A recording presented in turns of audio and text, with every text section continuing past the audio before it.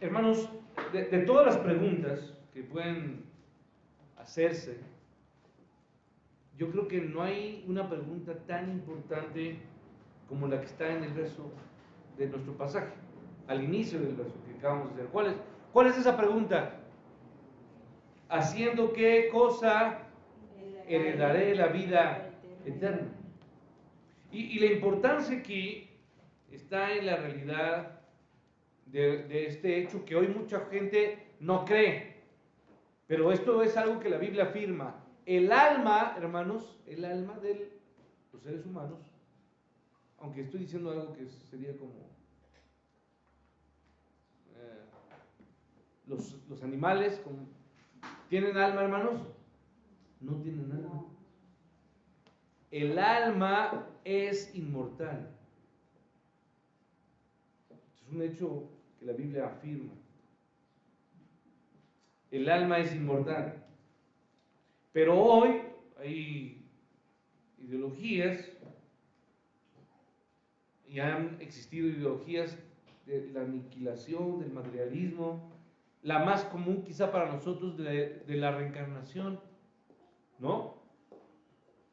La reencarnación y cualquier otro punto de vista que niega que las personas seguirán siendo las mismas por siempre, esto es falso. La pregunta en realidad, hermanos, no es si seguirán o más bien si vivirán para siempre. Esa pregunta yo le preguntaría a usted, ¿una persona va a vivir para siempre? ¿Y cuál va a ser la respuesta? Sí, eso es innegable. El punto es, ¿dónde vivirán? Siempre. ¿Sí? Ahorita estamos aquí en esta tierra, ¿no? En esta vida mortal, porque la carne muere. Pero el alma, hermanos, el alma no. La pregunta entonces no es si la vida va a ser eterna. La vida va a ser eterna, indudablemente. La pregunta de fondo es, ¿dónde vivirás eternamente? ¿En el cielo o en el infierno? A la luz de la palabra. Entonces, cuando esta historia que estamos leyendo, que leímos del capítulo 10, verso 25 en adelante, Jesús, usted no tiene que olvidar, está en los últimos meses de su vida, de su ministerio aquí en la tierra.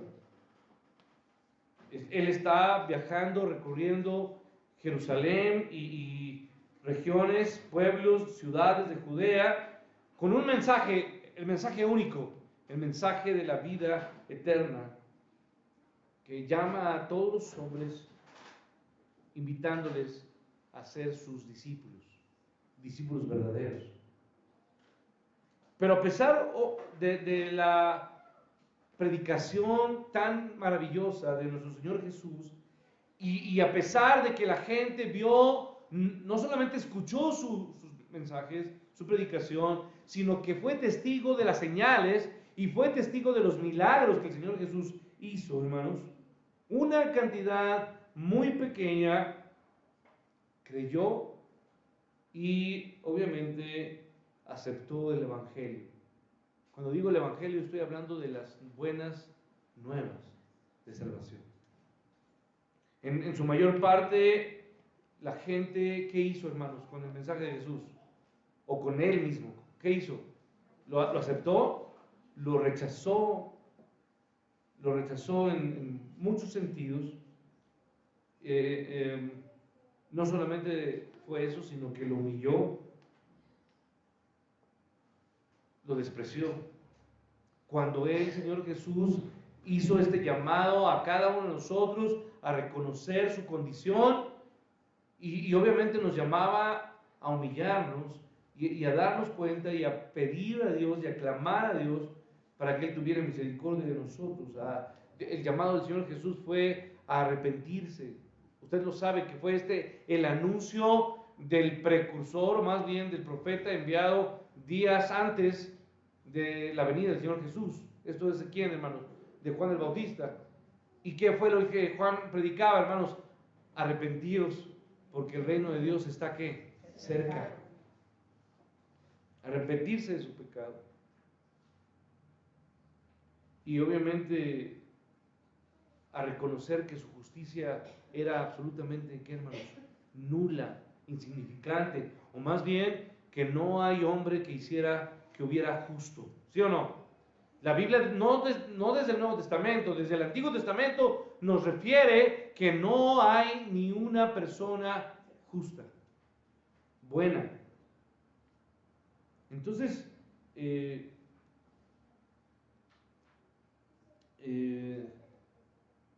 su mayor parte la gente lo rechazó su mensaje, no lo aceptaron porque no reconocían su pecado, no se reconocían como pecadores y no entendían que estaban al borde de una destrucción eterna. Al rechazar obviamente el diagnóstico del Señor Jesús, negaron para sí mismos la curación que había venido a ellos. ¿Cuál era esa curación, hermanos? Cristo mismo. Él vino a sanar nuestra enfermedad única y de mayor peligro, hermanos. ¿Cuál es la enfermedad más grande que tiene el ser humano, hermanos? ¿El cáncer? ¿El SIDA? No, el pecado. Esa es la enfermedad más grande que tiene el ser humano. Entonces, que el Señor Jesús obviamente habló y enseñó no solamente a multitudes, sino que Él muchas veces en la Biblia vemos que no habla a grandes personas o a grandes cantidades de personas, sino que está hablando a personas en particular, a individuos. Y es evidente que en este pasaje hace una escena de forma particular. Y aunque se llevó a cabo en un escenario público, esta fue una conversación personalmente entre Jesús y este hombre. Este hombre que era un, ¿qué, hermanos? Como lo leímos. ¿Quién era? No. ¿Con quién está platicando? Con un intérprete de la ley. Acuérdense que la historia del buen samaritano fue un relato del Señor Jesús, no algo que estuviera sucediendo. El Señor Jesús siempre enseñó con ilustraciones, o con parábolas o con ilustraciones. Aquí es una plática con un hombre estudioso de la ley, ¿sí o no? Con alguien que conocía. Y que él tiene en su corazón y en su mente esa pregunta que tiene que golpearnos a todos. ¿Qué necesita un hombre para heredar la vida eterna? Entonces, este hombre, yo quiero hacer referencia, era miembro del sistema religioso de ese entonces, que para ser miembro no era cualquier persona, tenía que ser una persona culta, estudiosa, tenía que ser una persona destacada, poderosa e influyente, que conformaban obviamente la religión judaizante apóstata y que obviamente eran personas hostiles a la persona de quién, hermanos, de Jesús. A ver, un intérprete, vuelvo a decirlo, hermanos, era una persona culta, era una persona económicamente, ¿qué, hermanos? Rica. Era una persona con autoridad social y una persona influyente. O sea, era inclusive los religiosos de ese tiempo eran personas políticamente, ¿qué, hermanos? Poderosas. Y este hombre era de la gente que se convirtió en enemigo de Jesús. Estaba cuestionándolo, estaba probando a Jesús.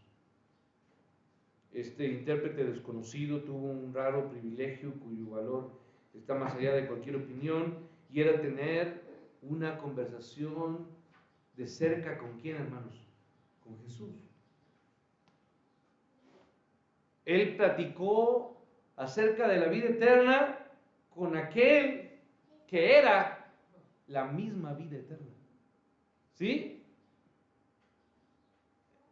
Es como, híjole, no sé qué ejemplo podría poner, pero piensa en algo que le encanta y que el creador de eso, usted estuviera hablando con esa persona, ¿no? Pues así, este hombre tuvo este hermoso y gran privilegio de conversar acerca de la vida eterna con el Dios de la vida eterna. Y a pesar de su resultado, este incidente nos da una valiosa lección sobre cómo hacer esta tarea que hoy tengo que reiterarles, hermanos. Nosotros estamos aquí no con otro propósito, hermanos, sino con llevar el Evangelio a las demás personas. Dios nos ha puesto donde estamos, en la familia, en el trabajo, en la escuela, en la colonia, en donde estemos, en la delegación que estemos, en ese trayecto que usted recorre día a día o cuando sale, usted ha sido colocado para llevar el Evangelio y usted tiene que hacer una tarea de evangelización personal. No lo estoy haciendo un llamado, hermano, aquí a pararse en un púlpito o a ir a un estadio y predicar el Evangelio. No, estoy hablando de la evangelización que se tiene que hacer día a día, hombre a hombre, reflejando la vida de Cristo en nosotros a otras personas. Entonces, aquí hay un reflejo claro de cómo hacer esa tarea del modo en que Jesús lo hizo. Los que tendrían la oportunidad de recibir la vida eterna tendrían que captar la verdad con relación a la naturaleza de la vida eterna y la motivación para la vida eterna y obviamente la constitución de la vida eterna y cómo adquirir. Todo está basado o centrado, hermanos, en la vida eterna. Estas semanas previo a Navidad, porque aunque quizás suene largo, ya estamos a mitad del mes de octubre para finalizar, me quedan escasos domingos para hablar de este tema tan importante, vida eterna. Y comienzo hablando de la naturaleza de la vida eterna. La pregunta de suma importancia sobre cómo obtener la vida eterna también la hizo otra persona. Capítulo 18 de Lucas, ¿usted la tiene ahí? No solamente se da en Lucas 10, usted puede verlo y dar unas vueltas a sus hojas e ir ahí al capítulo 18 y me voy hasta el verso 18. ¿Cómo conocemos a este joven? No tenemos su nombre, pero sí sabemos algo de él. ¿El joven qué? Rico. Un hombre principal le preguntó diciendo, maestro bueno, y ahí está la pregunta nuevamente, ¿qué haré para heredar la vida eterna? Y usted puede irse, bueno, no voy a ir a todos los pasajes, Mateo 19, Marcos 10, 17, implícita en la pregunta tanto de este joven rico como del escriba de nuestro pasaje de Mateo 10, estaba la creencia judía. ¿Qué creen los judíos, hermanos? En la vida inmortal. Es algo que ellos tienen presente. Los judíos reconocían que Dios había prometido un reino eterno de bendición, de gozo, de paz, porque esto fue anunciado a ellos. ¿Usted lo recuerda, no? Isaías no se encargó de otra cosa sino de llevar este anuncio tan importante. Y os daré una señal, ¿verdad? Y nacerá. Y os he dado este hijo nos es dado, ¿verdad? Hijo nos es nacido. Y él será, y su principado será ¿sobre qué? Sobre su hombro. Y será llamado admirable, consejero, Dios fuerte, Padre eterno, príncipe de paz. Este es el reino prometido, un reino de gozo, de paz a este pueblo de tanto sufrimiento y tanto dolor. Los judíos reconocían que Dios había prometido ese reino. Y si el intérprete no hubiera tenido esa creencia común, pues esta conversación nunca se habría llevado a cabo. No habría motivo para que le preguntara al Señor Jesús cómo heredar la vida eterna, a menos que él creyera que la vida eterna era una realidad. Él sabía que la caída de Adán había hecho que la especie humana perdiera esa vida y quería saber obviamente, cómo recuperar. A ver, quiero que tengamos eso presente. Este escriba, este intérprete, sabía la antigua historia de Adán y de quién, de Eva. Y sabía que por medio de Adán había entrado la muerte, el pecado. Porque esto un judío lo conocía. Y obviamente lo que este hombre quería es cómo recupero la vida eterna que antes tenía. Adán había sido puesto y conocía la muerte. Adán no la conocía. En el mundo obviamente de hoy, posmoderno, cuando hoy nuestros hijos y nosotros conocemos ideologías como el naturalismo, como la evolución, el humanismo, o los creyentes ya no pueden suponer que las personas a las que vamos a predicar o vamos a hablar y compartir el evangelio, ellos entienden la vida eterna. No, usted sabe que cuando se acerca a alguna persona hoy, ellos muchas veces creen que la muerte, simplemente el ser humano acaba y simplemente todo se queda, hermanos, se termina ahí. Eso es lo que mucha gente cree, ¿sí o no? ¿Sí? Y por eso entonces tienen la ideología de vive cuando hoy disfruta el día, hoy es el día que puedes tú disfrutar. Haz y vive todo lo que quieras.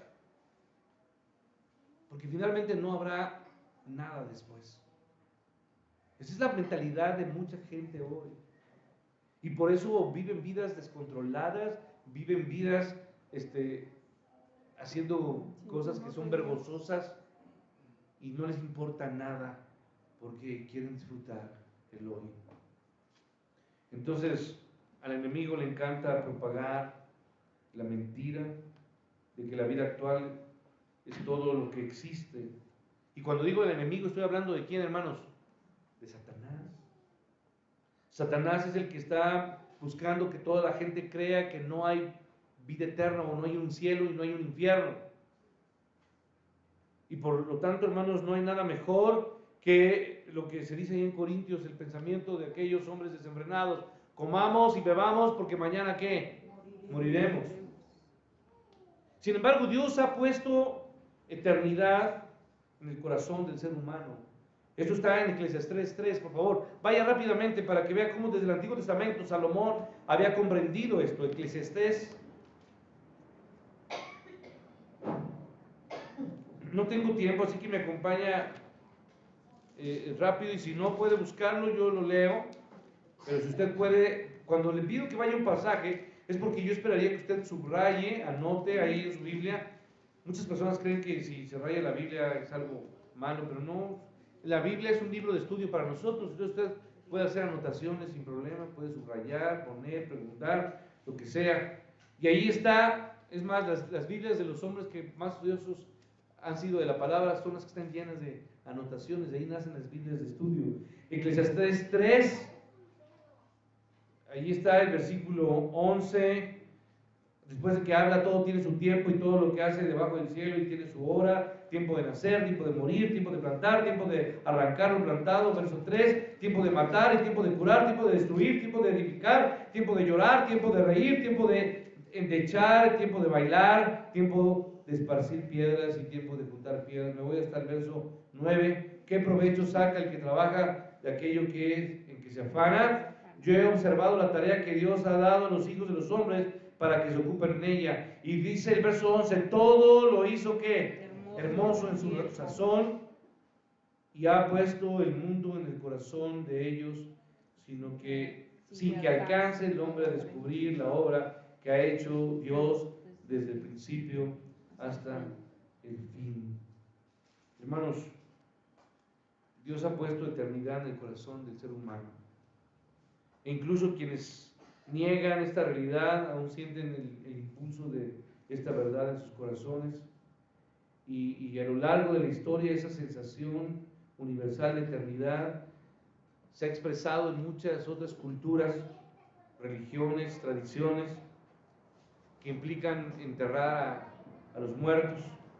Pero la revelación general no era la razón de que el escriba creyera en la inmortalidad del alma, más bien como experto este hombre en la ley de Moisés, lo que se conoce como la Torah. Sabían que esa clara enseñanza del Antiguo Testamento estaba, porque él la había estudiado. Y puedo hablar de esto con personajes bíblicos del Antiguo Testamento que hicieron referencia a esto. Y el primero de ellos, hermanos, es Job. Job 19, no quiero que quizás lo vea, no tengo tiempo para leerlo, pero Job 19, versos 26 y 27, nos hablan de que él entendía que después de que muriera, él vería personalmente a Dios. Perdón, iba a decir que no lo buscara, pero mejor sí busquelo. A ver, acompáñame rápidamente. Está Job 19. Vaya ahí al pasaje. Job está antes de Salmos.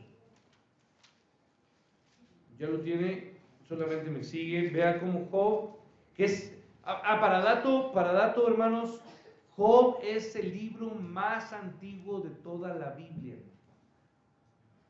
Job es el libro más antiguo. Es el primer libro. ¿Sí? No, se pone en orden cronológico el Génesis, pero en cuanto a los escritos, Job es más antiguo.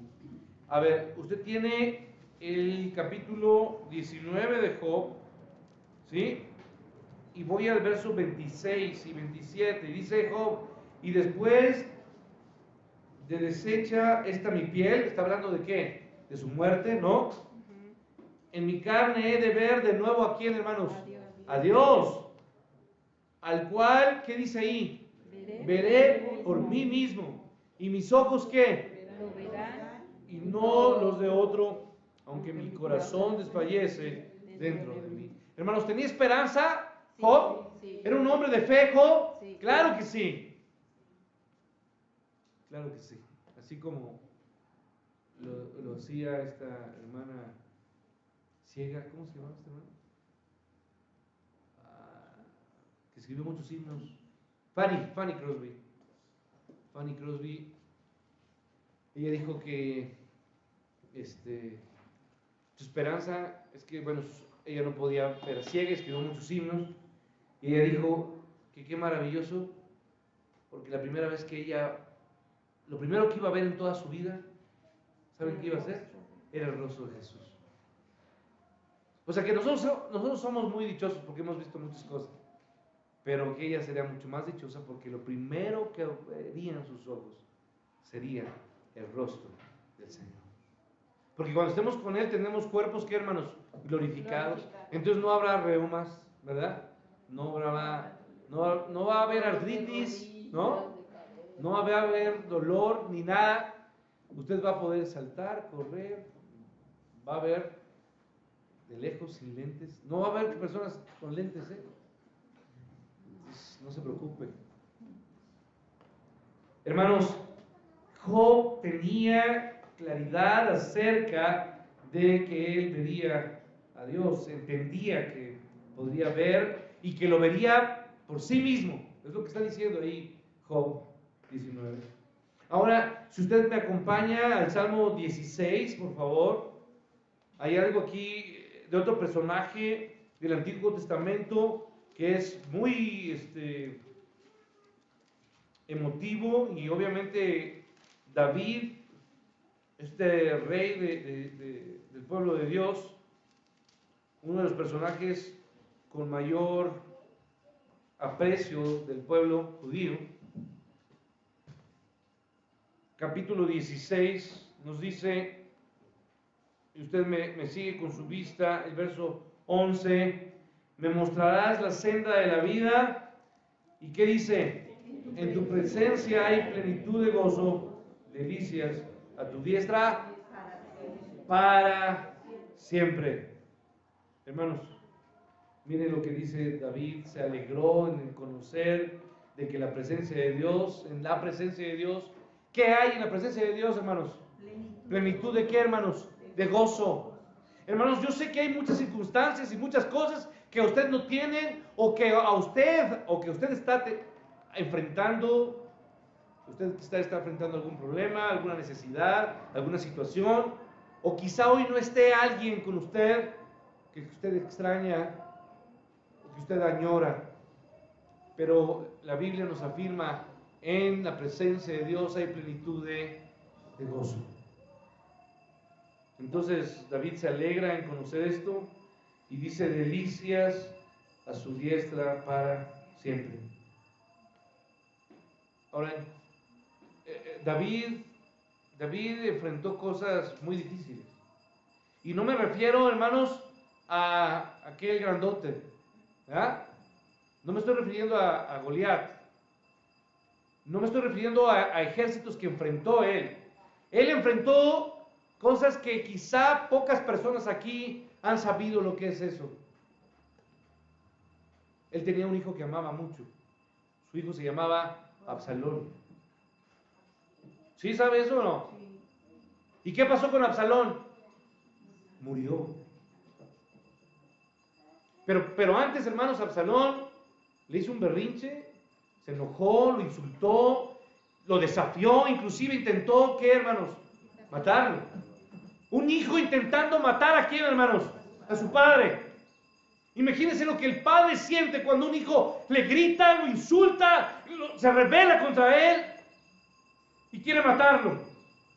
Ahora, ¿el padre dejó de amarlo? No, hermanos. Ese Absalón, hermanos, ¿sabe quién es? Es usted y soy yo. Que nos rebelamos, rechazamos toda autoridad de nuestro Padre, nos alejamos de Él, nos volvemos en contra, y no solamente nosotros, hermanos, sino que llamamos a otros, aquí, hermanos, a rebelarse contra Él. Y David, envuelto en esta circunstancia, tuvo que pagarlo con su muerte. Y después de la trágica muerte de Absalón, él tuvo que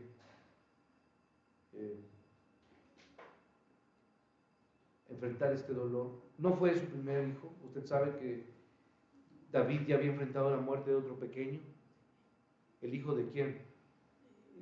De Betsabé. Entonces, inclusive, puede terminar con esto. Según Samuel, por favor, capítulo 12.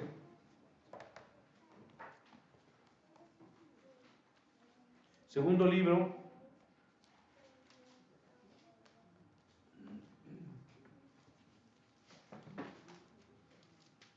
Segundo libro de Samuel, capítulo 12, por favor.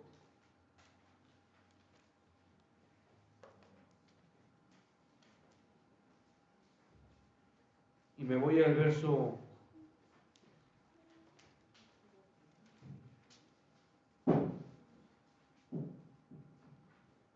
22, y respondió viviendo aún el niño, yo ayunaba y que lloraba diciendo, quién sabe si Dios tendrá compasión de mí y vivirá el niño. Verso 23, mas ahora que ha muerto, ¿para qué de ayunar? ¿Podré yo hacerle volver? Yo voy a él, mas él no volverá a mí. ¿Sabía David de que tarde que temprano él iba a ir a dónde, hermanos? ¿A donde el niño estaba o no? Sí. Hermanos, no tengo tiempo, el tiempo se ha acabado esta mañana, pero yo quiero decirle que la Biblia está hablando acerca hoy a nosotros de la vida eterna y de lo que nosotros tenemos que hacer, porque podemos encontrar en la palabra de Dios mucho acerca de estas enseñanzas que usted y yo conocemos. Pero el tiempo, hermano, llega en que usted tiene que hacer esa pregunta: ¿cómo voy a heredar esa vida eterna? Y la respuesta es algo que usted y yo ya conocemos. La vida eterna, hermanos, solamente se hereda si uno toma lo que Dios nos ha dado, que es a su Hijo. Para heredar, hermano, ¿cómo se puede heredar, hermanos? Cuando uno es parte de... ¿Quiénes heredan, hermanos? Los hijos. ¿Sí o no? Los hijos son los que tienen ese derecho. Para heredar usted y yo lo único que necesitamos es que nuestro Dios sea nuestro Padre, que Dios sea nuestro Padre. Y a Él, al Señor Jesús, se le dio potestad de hacernos hijos, ¿qué, hermanos? De Dios. Le dio ese poder para que nosotros fuésemos llamados hijos de Dios. Él dio su vida por nosotros y por medio de Él y solo por Él, usted y yo podemos ser llamados hijos. Hijos de Dios. Hermanos, tenemos que buscar a Dios de forma desesperada.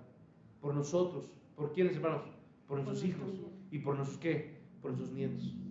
Y por tanta gente que está necesitando de qué, hermanos. Ellos dicen, es que necesita algo mi vida. No, su vida no necesita algo. Su vida necesita a Dios. Hermanos, tenemos que hacerlo. Usted y yo tenemos que primero tomar a Dios y decirle a la gente, tú puedes heredar la vida eterna. Dios puede llamarte hijo porque a Él le fue dado esa potestad de que usted y yo fuésemos llamados hijos de Dios. Señor, gracias te doy y yo quiero que tú toques como has tocado mi corazón, Señor. Nos lleves a pensar en esta hermosa tarea, Padre, de llevar tu palabra, pero antes que nada, Señor, a reconocer que si no es solamente por ti y por ti, nada más, tú, Señor Jesús, solamente por ti podemos llegar a ser llamados hijos de Dios. Padre, te suplico que toques todos los corazones y que nos rindamos a ti. Y Padre, entendamos la grandeza de este hermoso milagro y de tu amor y de tu gracia y de tu misericordia. Podemos ser llamados hijos de Dios. Solamente hay vida eterna en Cristo. Tú eres el Dios de la vida eterna.